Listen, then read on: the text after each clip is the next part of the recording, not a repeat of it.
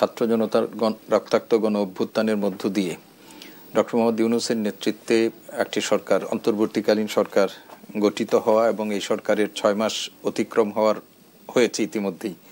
রাজনৈতিক অঙ্গনে নানা চ্যালেঞ্জ মোকাবেলা করে এই সরকারকে সামনের দিকে এগুতে হচ্ছে এবং এই সরকার যতগুলো প্রশ্নের মধ্যে আছে এর মধ্যে একটা হচ্ছে যে আগামী জাতীয় সংসদ নির্বাচন কখন হবে, কিভাবে হবে, এই নিয়ে রাজনৈতিক দলগুলোর একটা বড় ধরনের প্রশ্ন সরকারের কাছে আছে। আমরা গত কয়েক মাস আগেও এই নিয়ে সরকারের যিনি প্রধান তার স্পষ্ট বক্তব্যের আগে উপদেষ্টাদের কাছ থেকে একাধিক উপদেষ্টার কাছ থেকে একাধিক রকমের বক্তব্য আমরা শুনেছিলাম এবং সেই সব বক্তব্যের পরিপ্রেক্ষিতে সরকারের পক্ষ থেকে এটিও স্পষ্ট করা হয়েছিল, বিশেষ করে প্রধান উপদেষ্টার যে প্রেস উইং আছে সেখান থেকে বলা হয়েছিল যে এইসব বক্তব্য উপদেষ্টাদের নিজস্ব কথা, এই নির্বাচনের কখন হবে কিভাবে হবে সেটি আমাদের প্রধান উপদেষ্টাই যথাসময়ে বলবেন। এবং গত কয়েক মাস আগেই আমাদের প্রধান উপদেষ্টা সেই ব্যাপারে তিনি সম্ভাব্য দুটো কথা বলেছিলেন। একটি হচ্ছে যে আগামী ডিসেম্বরের নির্বাচন অথবা যদি রাজনৈতিক দলগুলো চায় সেটি 26 সালের জুন মাসের মধ্যে এই নির্বাচনটি হতে পারে। তো এরপরে রাজনৈতিক দলগুলো, বিশেষ করে এখন এই মুহূর্তে বাংলাদেশের প্রধান যে রাজনৈতিক দল বিএনপি এবং তার সাথে যে সমস্ত সমমনা রাজনৈতিক দলগুলো আছে তারা অব্যাহতভাবে নির্বাচনের ব্যাপারে সরকারের উপর একটা চাপ প্রয়োগ করছে এবং নির্বাচনের ব্যাপারে সুস্পষ্ট রোডম্যাপ সহ সরকারের কাছ থেকে স্পষ্ট বক্তব্য তারা প্রত্যাশা করছে বা দাবি করে আসছে। তো আপনি জানেন যে এরপর নির্বাচন কমিশন যেটি গঠিত হয়েছে সেই নির্বাচন কমিশনের পক্ষ থেকেও সরকার যখন চাইবে, এমনকি ডিসেম্বরের মধ্যেও যদি নির্বাচন সরকার চায় এবং রাজনৈতিক দলগুলোর এই ব্যাপারে মতৈক্য থাকে তাহলে ইলেকশন কমিশনও নির্বাচন করতে প্রস্তুত বলেও আমাদের চিফ ইলেকশন কমিশনার তিনিও বলেছেন। এবং আপনার মনে আছে আমাদের সেনা প্রধান তিনি কিন্তু গত বছরই তিনি একবার একটা সময় বলেছিলেন যে নির্বাচন হবে 18 মাস পর, 18 মাস এবং সেই 18 মাসের মধ্যে, হ্যাঁ 18 মাসের মধ্যে। এবং তিনি যে সময়সীমাটার কথা বলেছেন সেই সময়সীমাটা কিন্তু ওই ডিসেম্বরেই, এটা আমরা 18 মাস হিসাব করলে ডিসেম্বরেই সেটি হয়। তো সব কিছু মিলিয়ে এখন আপনি যেটা সূচনা বক্তব্য রেখেছিলেন সেই সূচনা বক্তব্যের মধ্যেই ইলেকশন কমিশন, প্রধান উপদেষ্টা এবং অন্যান্য দায়িত্বশীলদের পক্ষ থেকে এই নির্বাচনটির ব্যাপারে সরকার আগামী ডিসেম্বরেই নির্বাচনের ব্যাপারে ভাবছে, এইটুকু আমরা আভাস পাচ্ছি। তবে এরপরেও রাজনৈতিক দলগুলোর মধ্যে মিশ্র প্রতিক্রিয়া আছে। এখন এই মুহূর্তে রাজনীতির মাঠে খুবই সক্রিয় এবং সেই জামাতে ইসলামীর পক্ষ থেকে তারা কিন্তু নির্বাচনের ব্যাপারে কোনো তাড়াহুড়া করতে চায় না। তারা মনে করে যে নির্বাচনের আগে রাষ্ট্রের প্রয়োজনীয় সংস্কারগুলো করা দরকার ইত্যাদি প্রশ্ন। এবং এই নিয়ে বিএনপি এবং জামাতে ইসলামের মধ্যে এক ধরনের বিতর্কও তাদের মধ্যে আছে। তবে বিএনপির সাথে যারা সমমনা রাজনৈতিক দল এবং বাম রাজনৈতিক দলগুলো যারা আছে তারা চায় যে নির্বাচন যত দ্রুত সম্ভব সেটি হওয়া দরকার এবং এই ব্যাপারে সরকারের একটা রোডম্যাপ এইটা নিয়ে। আর সন্দেহ সংশয়ের ব্যাপার যেটা হচ্ছে যে সাম্প্রতিক সময়ে এইটার সাথে একটা নতুন বিতর্ক যুক্ত হয়েছে। সেই নতুন বিতর্কটা হচ্ছে যে জাতীয় নির্বাচন আগে না এর আগে সেই আলোচনা আসতে চাই ডক্টর সিদ্দিকুর রহমান খান পরবর্তী অংশে। ধন্যবাদ জানাচ্ছি। এটাও একটা আবহেনা রাজাকি, একদিকে আমরা ধারণা পেলাম যে ডিসেম্বরের মধ্যে সরকার জাতীয় সংসদ নির্বাচন করতে ইচ্ছুক, অন্যদিকে রাজনৈতিক দলগুলোর দিকে যদি আমরা তাকাই আমরা দেখছি যে এখনো নির্বাচন ঘিরে এক ধরনের সংশয় রয়ে গেছে। সম্প্রতি বিএনপি মহাসচিব প্রশ্ন রেখেছেন যে আদৌ সরকার নির্বাচন দিতে আন্তরিক কিনা। বিএনপির ভারপ্রাপ্ত চেয়ারম্যান তারেক রহমান বলেছেন অন্তর্বর্তী সরকারের দায়িত্বে থাকা বিভিন্ন ব্যক্তির কথাবার্তা শুনে মনে হচ্ছে তারা সম্ভবত তাদের লক্ষ্য থেকে কিছুটা বিচ্যুত হচ্ছেন।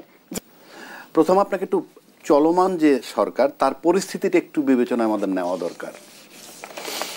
বাংলাদেশে কিন্তু তত্ত্বাবধায়ক অধীনে অনেকগুলো নির্বাচন হয়েছে এবং এই তত্ত্বাবধায়ক অধীনে যখন নির্বাচন হয়েছে তখন কিন্তু দেশের সব কিছু ছিল ঠিক, সব কিছু ছিল রাইট অর্ডারে, শুধু মাঝখানে সরকারটা ছিল না। সেখানে সরকার বসে 3 মাসের মধ্যে একটা নির্বাচন দিয়ে চলে গেছে। এটা আমি কেয়ারটেকারের কথাগুলো বলছি। আর যদি আপনি এই চলতি সরকারের কাছে আসেন, এই সরকার প্রথম কথা হলো সে কেয়ারটেকার সরকার নয়, অন্তর্বর্তীকালীন সরকার। দ্বিতীয় কথা হলেই এই সরকার যখন আসছে তখন পুলিশ নাই, পুলিশ 3 ভাগ। 3 ভাগের কি 1 ভাগ পলাতক, 1 ভাগ যোগ দেয়নি, আর 1 ভাগ যোগ দিছে তারা ইনঅ্যাক্টিভ। বাইতুল মাল খতিব পালায় গেছে, বাংলাদেশ ব্যাংকের গভর্নর পালায় গেছে, ওয়াসার এমডি পালায় গেছে, বিচারপতিরা চলে গেছে। এই যে একটা সিচুয়েশন, এবং তার পাশাপাশি আনসারের দাবি এইভাবে মেডিকেল কলেজের টিচারদের দাবি 150। আরেকটা বলছে যে নির্বাচন হোক আর সংস্কারের প্রস্তাব দেখবে নির্বাচিত সরকার, মানে নির্বাচিত সরকার যারা আসবে তারা কিন্তু সংস্কারের প্রস্তাবগুলো দেখবে। আচ্ছা, নির্বাচিত সরকার এসে যদি কথার কথা এই সংস্কার প্রস্তাবটাকে অ্যাপ্রুভ করে, মেনে নেয়, তাহলে এখন মানতে দোষটা কোথায়? আর আপনি যদি এখন না মানেন, নির্বাচনের পরে মানবেন, তার গ্যারান্টি কোথায়? তৃতীয় কথা হইল এই, যদি এটা যারা বলছে তাদেরকে যদি বলা হয়, যারা এটার পক্ষে যে আগে সংস্কার হোক, তারা যদি বলে আপনারা এনশিওর করেন যে এটা কিভাবে, এবং তারপর যদি নির্বাচনে তারা জয়লাভ করে, তাহলে কিন্তু এই প্রেশারটা অটোমেটিক আসবে, এবং তারা কি খুব সহজে যে তারা ছাড়বে তা কিন্তু মনে হয় না। তৃতীয় দফায় আসেন আপনি, স্থানীয় সরকার নির্বাচন আগে না সংসদ নির্বাচন আগে, এটাও কিন্তু ওই 2 ভাগের মধ্যে আছে। 1 ভাগ বলছে স্থানীয় সরকারের নির্বাচনটা আগে হবে, আর 1 ভাগ বলছে যে না, জাতীয় সংসদ নির্বাচনটা আগে। এই যে লড়াইগুলো, এখন ধরেন নির্বাচন যথারীতি আপনার ইউনূস সাহেব দিয়ে দিল, আমি তর্কের খাতিরে ধরে নিলাম যে ডিসেম্বর মাসেই নির্বাচন দিল, অক্টোবরে তফসিল দিল, নির্বাচন 3 তারিখ দিল। এই 3 তারিখ দেওয়ার পরে কি হবে? তার আগে তো একটা জায়গায় আসতে হবে, আমরা সবাই এই নির্বাচন চাই। ধরা যাক আসলো না, নির্বাচন দিল কার দাবির পরিপ্রেক্ষিতে? ঠিক আছে, যেটাই বৃহৎ অংশ মনে হয় বড় দল, তাদের দাবিতে যদি সংসদ নির্বাচনটা আগে দেওয়া হয়, তাহলে যদি আরেকটা ভাগ যে রয়েছে তারা বলতেছে আমরা স্থানীয় সরকার নির্বাচন আগে চাইছি, কাছে আমি নির্বাচন করতে দিব না। সেই সঙ্গে আমরা গণঅভ্যুত্থানের নেতৃত্ব দেওয়া ছাত্রদের পক্ষ থেকে যে দাবি শুনতে পাচ্ছি যে আওয়ামী লীগের বিচার করতে ব্যর্থ হলে সুষ্ঠু নির্বাচনও সরকার ব্যর্থ হবে, আওয়ামী লীগের বিচার না হলে জনগণ আইন নিজের হাতে তুলে নিতে পারে, সেক্ষেত্রে দেশে গৃহযুদ্ধের শঙ্কার কথা বলছেন তারা। যে শঙ্কার কথা বলছে সেটা আমি গৃহযুদ্ধের কথা বলতে পারবো না, কিন্তু আমি যেটা বলতেছি একটা সমূহ বিপদ আমি দেখতেছি। কারণ আপনি দিলেন সংসদ নির্বাচন, আমি বলতেছি না স্থানীয় সরকার নির্বাচন আগে দিতে হবে, তাইলে আমি নির্বাচন হইতে দিব না, আমি বানচাল করার চেষ্টা করব, আমি সেই অর্থে বলছি। আবার যদি স্থানীয় নির্বাচন আগে দেয়, তাহলে যারা জাতীয় সংসদ নির্বাচন আগে চাইছে তারা বলবে আমরা এই নির্বাচন মানি না। পাশাপাশি আপনি আসেন, কি দিয়ে আপনি নির্বাচনটা করবেন? আপনি যখন নির্বাচন করতে যাবেন, টোটাল প্রশাসন যন্ত্রটা আপনার লাগবে। সেই প্রশাসন যন্ত্র এখন পর্যন্ত আমরা দেখতেছি জাস্ট ইনঅ্যাক্টিভ। তো জাস্ট ইনঅ্যাক্টিভ যদি হয়, তাহলে সেই প্রশাসন যন্ত্র দিয়ে আমি নির্বাচনটা কেমনে করাবো, এগুলো এনশিওর করতে হবে। তৃতীয় কথা হইল, আমি বিভিন্ন টকশো বলি বা ইউটিউব দেখি, আমি এই সরকারের ব্যর্থতা দেখি। মানে আমি ব্যর্থ বলছি না, আমি বলছি সবাই বলে সে ব্যর্থ। তো যে সরকারটা সর্বক্ষেত্রে ব্যর্থ, যেমন ধরেন রাষ্ট্রপতি অপারেশন করতে গেছিল ছাত্ররা, সেটা কিন্তু একটা বড় দলের কারণে পারে নাই। এই যে বড় দলটা, সে কিন্তু অনেক শক্তিশালী দল, যে বড় দলটার কথা আমরা বলছি। এখন এই যে মানে ইউনূস সাহেব যে এই যে সরকারটা, সেই সরকারটা যদি আপনি মনে করেন যে নির্বাচনটা দিতে গিয়া যদি সে একটা কঠিন পরিস্থিতির মুখোমুখি হলে, এগুলো সমাধান না করে নির্বাচনটা দিবেন কেমনে? প্রশাসন নাই, কিচ্ছু নাই, তাহলে নির্বাচনটা কন্ডাক্ট করবে কে? 1 2 যেই ইউনূস সর্বক্ষেত্রে ব্যর্থ বলে মনে হইতেছে, সবাই বলছেন, আমার কাছে অনেক দিকে তার সাফল্য আছে, সেটা ভিন্ন কথা, আজকে যেহেতু সাবজেক্ট সেটা না। তাহলে আপনি ইউনূস সাহেব যেহেতু সব দিক থেকে ব্যর্থ, উনি একটা সাকসেসফুল নির্বাচন দিবেন, খুব সুন্দর একটা নির্বাচন করবেন, এইটা আমি গ্যারান্টি কি? আমি এই গ্যারান্টি কিভাবে নেই? মানে যাকে আমি সর্বক্ষেত্রে ব্যর্থ বলতেছি, সে শুধু একটা কাজই ভালো পারবেন, সেটার গ্যারান্টি আমার কাছে কি? নাকি নির্বাচনটাই আমার কাছে জরুরি? 1 2 যারা নির্বাচনের আগে সংস্কার এবং বিচার চায়, সংস্কারটা আমি জানি না, কিন্তু বিচারটা আমার কাছে গুরুত্বপূর্ণ। এই কারণে আপনি যদি কথার কথা বলছি, আজকে নির্বাচিত সরকার চলে আসে, আর যদি সেই বিচার না হয় কোনো কারণে, কারণ আমরা বিচারটা যদি দলমত নির্বিশেষে একত্র হই, এই বিচারটা আমরা সবাই চাই, তাহলে এটা করতে বাধা দেওয়ার কোনো কারণ নাই, বা ডিলে হওয়ারও কারণ নাই, বা ডিলে হইলেও মেনে নেওয়া উচিত। তো আমি যদি এই বিচারগুলো না করতে পারি, এবং পরবর্তী সরকার আসার পর ইউনূসের চেয়ে মেরুদণ্ডওয়ালা সরকার আসে কিনা আমার সন্দেহ আছে।